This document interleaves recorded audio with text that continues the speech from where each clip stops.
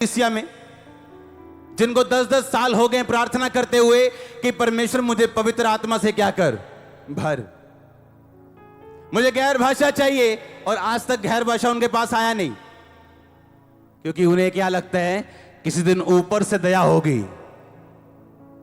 और ऊपर वाला नीचे देके बोलते हैं तू कब बुद्धिमान बनेगा, क्योंकि बाइबल कहती आत्मा से परिपूर्ण होते जाओ। किसकी जिम्मेवारी? अगर मैं आपको यह बोलूं जाओ अभी लुधियाना चले जाओ, इसका मतलब मैं देख चुका हूं लुधियाने जाने का रास्ता आपको मालूम है, लुधियाने जाने का किराया आपके पास है, आप लुधियाना जा सकते हो। मैं अपने 2 साल के बच्चे को नहीं बोलूंगा जा लुधियाना, मुझे मालूम है वो अभी अकेला लुधियाना नहीं जा सकता, पर आप जा सकते हैं। परमेश्वर ऐसा वचन आपको कभी नहीं बोलेगा जो आप पूरा नहीं कर सकते। अगर वो कह रहे हैं कि आत्मा से परिपूर्ण होते जाओ, तो किसकी जिम्मेवारी? और उसने आगे लिखा भी कैसे परिपूर्ण होना, कहता आपस में, कहता स्पीकिंग टू योरसेल्फ, अपने आप से कहता बात कर। आज की प्रॉब्लम पता क्या है कलीसिया? आप उन चीजों को मुंह से नहीं निकालते हो जो आप देखना चाहते हो, आपके मुंह से वो चीजें निकलती हैं जो आपको डिस्ट्रॉय करती, जो आपको नाश करती हैं। आपका आप अपने मुंह से वो चीजें नहीं निकालते हो। हाय भैन जी मैनू लगदा आ मेरी एक बांह ना सुन्न हो रही है, मैनू एक बांह मेरी सुन्न हो ही जाती है, मैनू कमजोरी है। जो आपके मुंह से निकलेगा परमेश्वर बदल नहीं सकता उसको। शैतान दिखा रहा तेरी बाजू सुने, वचन कह रहा है उसके कोड़े खाने से,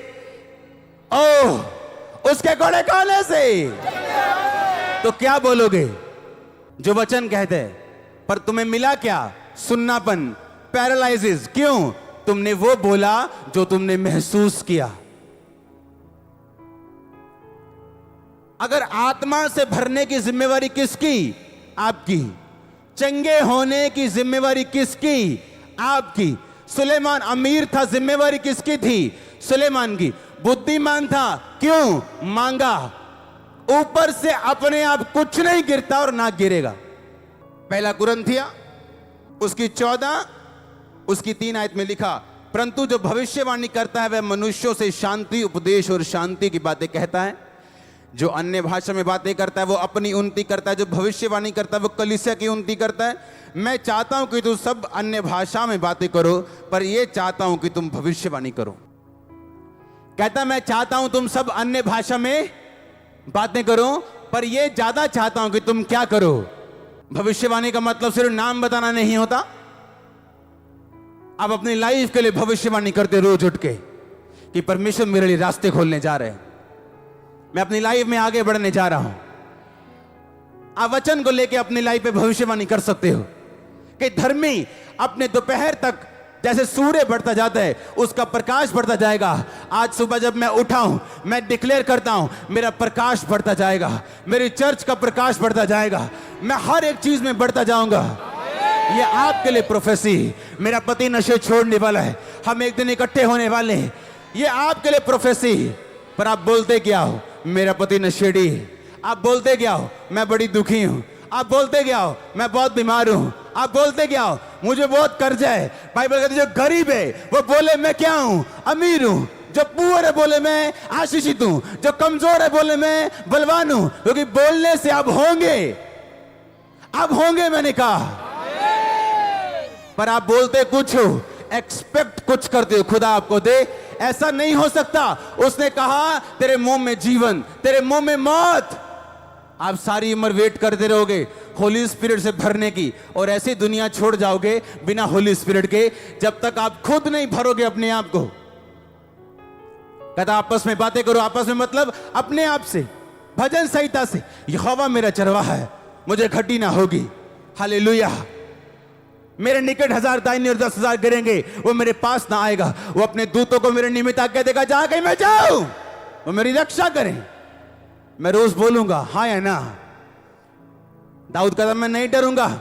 इसका मतलब यह नहीं उसके अंदर डर नहीं था, वो डर रहा था, पर उसने मुंह से निकाला मैं नहीं डरूंगा। 365-66 बार बाइबल कहती है मत डर मैं तेरे साथ हूं। हर रोज के लिए वचन कहते हैं मत डर मैं तेरे साथ हूं। पर आप क्या कहते हो? मुझे डर है कहीं ये बीमारी मुझे मार ना दे। अच्छा इंसान भी फंसता है जब डरता है। अय्यूब कहता जिस बात से मुझे डर था वह मुझ पे आन पड़ी। अय्यूब के ऊपर वो परीक्षा आने का कारण अय्यूब का डर था, बाइबल कहती। और परमेश्वर डरपोक लोगों को यूज नहीं करता, और डर निकालने के लिए वो कुछ भी कर सकता है। मुझे डर है हाय मेरा पति मुझे छोड़ ना दे, मुझे डर है मेरा बिजनेस कहीं फेल ना हो जाए, और आपके डर को शैतान सूंघते है और फिर उसके विषय में काम करना शुरू करता है।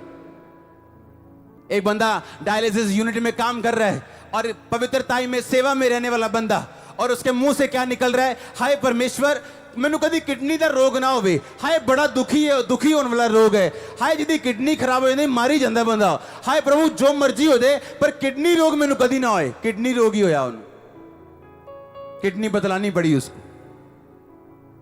सेवा में रहने वाला इंसान, पवित्रताई में रहने वाला इंसान, आप डरेंगे शैतान फायदा उठाएगा। कोई महारोग आपका हिस्सा नहीं, कोई किडनी रोग आपका हिस्सा नहीं, कोई कैंसर आपका हिस्सा नहीं, कोई टीबी आपके परिवार का आपका हिस्सा नहीं, आपके परिवार का कैंसर हिस्सा नहीं, शुगर हिस्सा नहीं, बीपी हिस्सा नहीं, स्ट्रोक हिस्सा नहीं, अधरंग हिस्सा नहीं, गरीबी हिस्सा नहीं, कमजोरी हिस्सा नहीं, शर्मिंदगी हिस्सा नहीं, ब्लड के रोग हिस्सा नहीं, ब्लड के रोग हिस्सा नहीं, छोटी उम्र हिस्सा नहीं, अब लंबा जीने वाले, हालेलुया।